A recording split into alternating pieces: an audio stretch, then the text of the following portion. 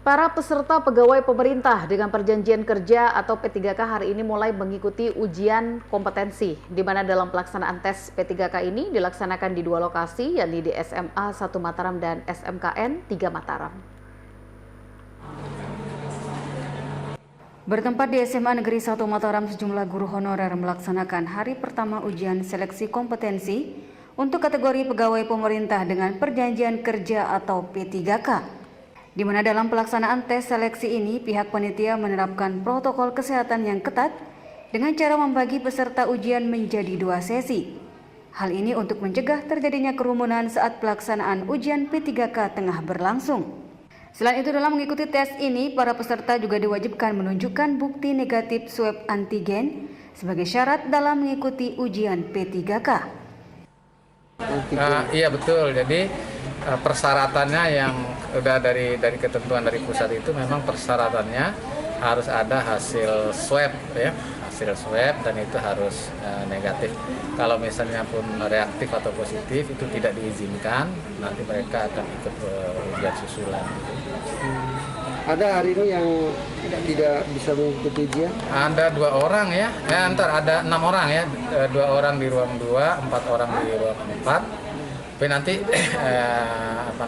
itu dimasukkan dalam berita acara, jadi akan dilaporkan.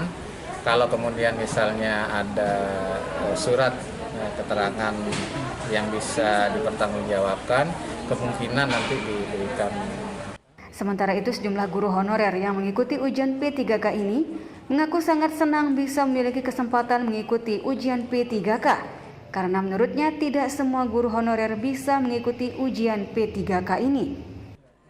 Ibu sudah berapa tahun jadi ngabdi? 11 tahun di SMK Negeri 2 Mataram, guru BK.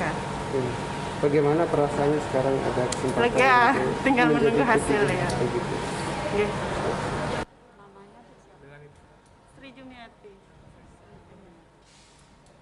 Alhamdulillah sangat bersyukur karena ada kesempatan untuk mengikuti tes P3K karena tidak semua punya kesempatan itu. Meskipun saya baru 6 tahun mengabdi di SMA 4 Mataram, saya guru agama Islam.